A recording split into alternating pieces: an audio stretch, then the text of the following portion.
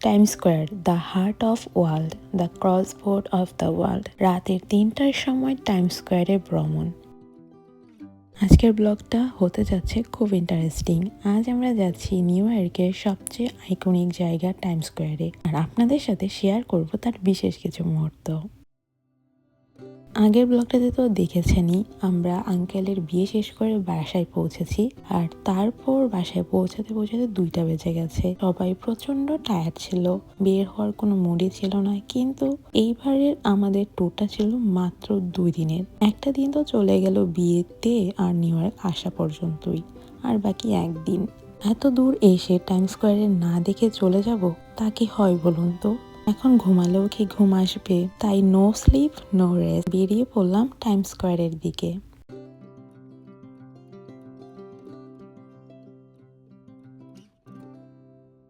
রাস্তাগুলো এত শান্ত, এত সুন্দর, এই যেন এক অন্যরকম নিউ ইয়র্ক। চারদিকে লাইট, এমটি রোড, বড় বড় বিল্ডিং, কুল ওয়েদার, ট্রাফিক বিহীন রাস্তা, পুরো অন্য জগৎ।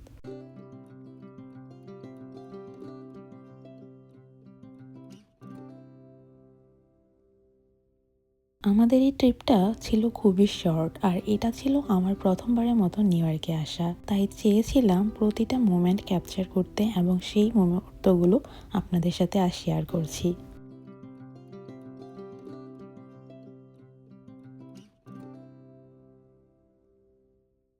রাস্তায় যেতে যেতে এই লাইটগুলো দেখে এক অন্যরকম অনুভূতি হচ্ছিল। স্মৃতির খাতায় একটা নতুন অধ্যায়ের যোগ হলো।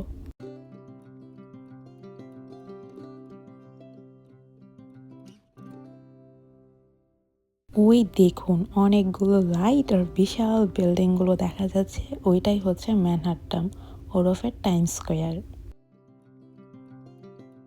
যেহেতু আমেরিকাতে থাকি, সেহেতু একবার না আরো হয়তো বারংবারই যাব টাইম স্কোয়ারে বা নিউ ইয়র্কে। কিন্তু এই প্রথমবারের যে অনুভূতিটা, এটা হয়তো আমি পরবর্তীতে আর পাবো না। আর জীবনের কিছু কিছু মুহূর্ত একবারই হয়তো আসে, তার মধ্যে একটা গুরুত্বপূর্ণ মুহূর্ত হচ্ছে যে কোনো জিনিস প্রথমবার এক্সপিরিয়েন্স করা।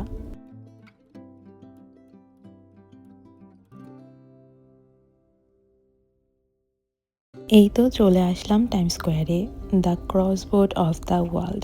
রাত 3টা বাজে, তবুও জায়গাটা একদম অ্যালাইভ। এত আলো, এত স্ক্রিন, এত এনার্জি। প্রতিদিন এই জায়গাতে লাখো লাখো মানুষের সমাগম হয়। টুরিস্ট, বিজনেস পিপল থেকে শুরু করে প্রায় সকল শ্রেণী পেশার মানুষ।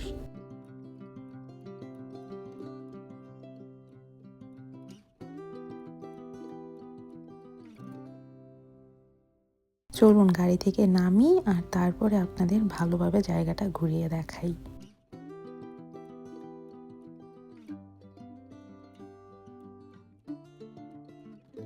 এই টাইম স্কোয়ারের নামের পেছনে এক ইতিহাস লুকিয়ে আছে। আগে এই জায়গার নাম ছিল লং অ্যাকোয়ার স্কোয়ার।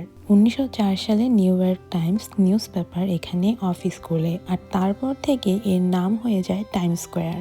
আর এই জায়গার সবচাইতে ফেমাস ইভেন্ট হচ্ছে নিউ ইয়ার ইভ বল ড্রপ।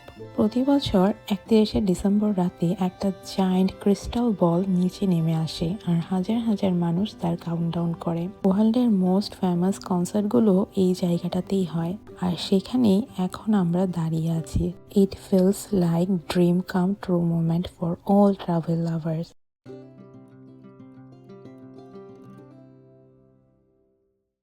এই যে বিশাল বিশাল ডিজিটাল বিলবোর্ডগুলো দেখছেন, এই জায়গাটা পৃথিবীর সবচেয়ে এক্সপেন্সিভ অ্যাডভার্টাইজিং স্পটগুলোর একটা। 24 ঘন্টা নন স্টপ লাইট জ্বলে এতে, আর এটাই হচ্ছে টাইম স্কোয়ারের বিশেষ ব্যাপার। টাইম স্কোয়ার কখনো অন্ধকার হয় না, আর এই কারণেই নিউ ইয়র্ককে বলা হয় the city that never slips.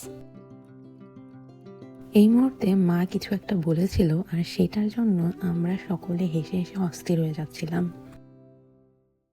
অনেক সময় জীবনের সুযোগ খুব অল্প সময়ের জন্যই আসে, তখন একটু এক্সট্রা এফোর্ট নিলে সেই মোমেন্টটা স্পেশাল হয়ে যায়। আজ যদি বলতাম থাক ঘুমাই, তাহলে এত সুন্দর একটা এক্সপিরিয়েন্স মিস হয়ে যেত। হয়তো এখন না বেরিয়ে আমি নরম গতিতে ঘুমাতে পারতাম, কিন্তু সেই ঘুম শান্তির হতো না। হয়তো ফিরে গিয়েও এই আফসোস থাকতো, কেন গেলাম না, একটা রাত কম ঘুমালে খেয়েই বা হতো। কে বলতে পারবে আর কোনোদিন এই জায়গায় আবার যেতে পারবো কিনা, এই মুহূর্তটা জীবনে আবার আসবে কিনা। তাই কখনো কোনো কাজ ফিউচারের জন্য ফেলে রাখতে হয় না, প্রেজেন্টকে উপভোগ করতে হয়। So always listen to your heart, specially when you travel. এই দেখুন, টাইম স্কোয়ারের রাস্তায় রিক্সা চলছে।